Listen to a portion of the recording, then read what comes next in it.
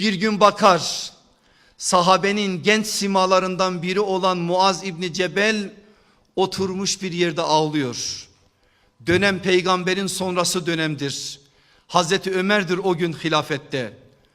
Muaz İbni Cebel'in ağladığını görünce kaldırır Muaz'ı. Ey Muaz der, nedir bu hal? Şöyle elini Allah Resulü'nün kabrine işaret eder.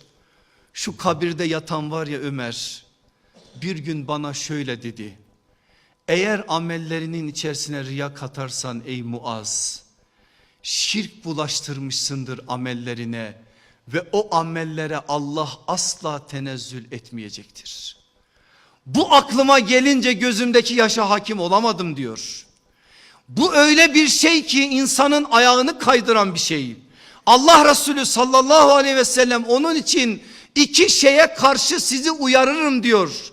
İki şeye karşı: gizli şirk, gizli şehvet. Sahabe duyunca dehşete kapılır. Nedir ya Resulallah diye sorar. Yaptığın ameli Allah'tan başkasına beğendirmektir. Bunun adı gizli şirk, bunun adı gizli şehvet.